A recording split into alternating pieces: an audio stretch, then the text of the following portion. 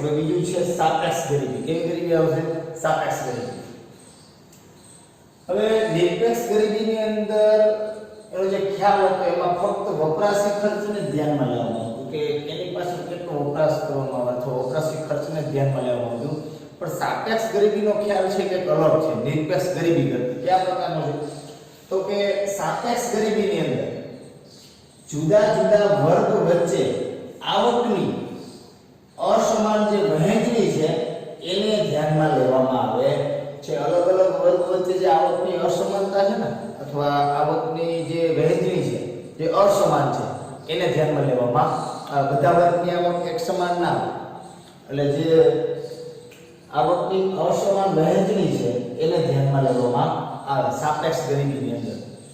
હવે ઓછી આવક ધરાવતો વર્ગ કે જે વર્ગની આવક ઓછી છે એવો ઓછી આવક ધરાવતો વર્ગ વધુ આવક ધરાવતા વર્ગની તુલનામાં એ સાપેક્ષ ગરીબ કહી શકાય. એક વર્ગ એવો છે કે જેની આવક સાવ ઓછી, તો જે ઓછી આવક ધરાવતો વર્ગ છે ને એ વધુ આવક ધરાવતા વર્ગની તુલનામાં સાપેક્ષ ગરીબ થાય. કારણ કે આવક પેલા સામેવાળા વ્યક્તિની વધારે છે અથવા એ જૂથની વધારે છે, આ જૂથની ઓછી છે, તો જેની આવક ઓછી છે એ વધુ આવકવાળાની તુલનામાં કેવો થાય? સાપેક્ષ ગરીબ તરીકે ઓળખવામાં આવે છે. એટલે ઓછી આવક ધરાવતો વર્ગ વધુ આવક ધરાવતા વર્ગની તુલનામાં સાપેક્ષ ગરીબ તરીકે ઓળખવામાં આવશે. તો આપણે એક એક્ઝામ્પલ સમજીએ કે સાપેક્ષ ગરીબીનું માપન કઈ રીતે થાય. તેના માટેનું એક આ જૂથ છે અને એ જૂથની એક આવકનું પ્રમાણ દર્શાવેલું છે. આપણી સમક્ષ ચાર છે A B C અને D, ચાર પ્રકારના જૂથ. ચારે ચાર જૂથની આવક છે. A ની આવક 20000 છે, B ની આવક 40000 છે, C જૂથની 60000 અને D જૂથની 80000. હવે એવું સમજવાનું કે સૌથી વધુ આવક ધરાવતું જૂથ કયું? તો કે છે આ 4 નંબર D કે જેની આવક કેટલી છે? 80000 રૂપિયા જોવા મળે. હવે આના કરતા C, B અને A આ ત્રણેય જૂથની આવક કેવી છે? 80000 કરતા ઓછી છે. તો D ની તુલનામાં જૂથ C, B અને A એ સાપેક્ષ ગરીબ કહી શકાય. કેવા ગરીબ કહી શકાય? સાપેક્ષ. કારણ કે આ આવકની જૂથની આવક છે વધુ છે અને અન્ય જૂથોની આવક ઓછી છે. તેવી જ રીતના C જૂથ છે એની તુલનામાં B જૂથ છે એની આવક ઓછી છે. કારણ કે આની 60 તો આ B જૂથની 40. તો C ની તુલનામાં B અને A એ બે પણ સાપેક્ષ ગરીબ કહી શકાય. જૂથ B, જૂથ C અને જૂથ D આ ત્રણેયની આવક કેટલી છે? 40, 60 ને 80. તો એમ જો તો એ જૂથ એવું છે કે જેની આવક 20000 છે.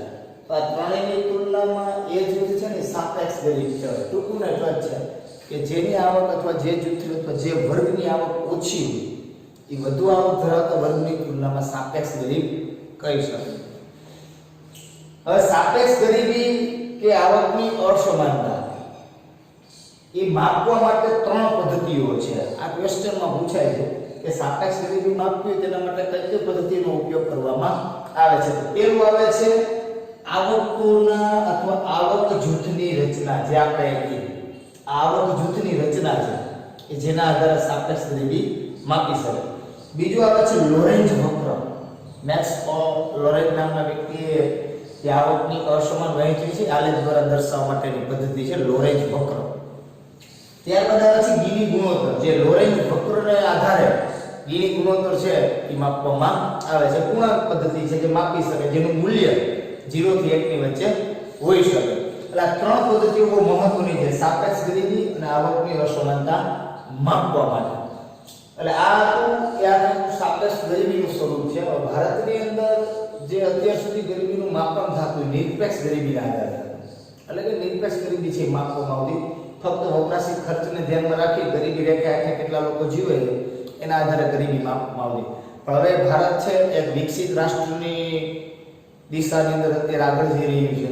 એટલે આપણા દેશની અંદર પણ એવી માંગ છે કે આપણા દેશની અંદર જે ગરીબી માપવામાં આવે એ આવકની વહેંચણીને આધારે માપી શકાય અથવા આવકની જે વહેંચણી છે એના આધારે માપો. એટલે કે સાપેક્ષ ગરીબીનો ખ્યાલ છે એ પણ હવે ભારતમાં જોવા મળે. તો એ પ્રકારે ગરીબી માપવા માટેની માંગ અત્યારે જોવા મળે છે. અહીંયા આવક જૂથની તુલના કરજે ભાઈ. કે ભાઈ આની આવક 20 છે 40 છે 60 છે પછી તમે ભાઈ વાપરવામાં ગણતરી ના કરતો કે આ સાહેબ 100 રૂપિયા વાપરે આ 200 વાપરો તો 500 વાપરવા જાય અને જો તો 500 વાપરવા દે તો આપણે આમાં તો કે ને બે કામ આવી જાય કારણ કે ભાઈ ખીચામાં કઈ વધશે જ એટલે એમાં બી ગણતરી કરતા નહીં ભાઈ આની આવકની તુલનામાં હું કેમ પાછળ રહી જાય બરાબર છે એટલે આ હતા ગરીબીના મુખ્ય બે સ્વરૂપ હતા એક હતું નિરપેક્ષ ગરીબી અને એક હતું સાપેક્ષ ગરીબી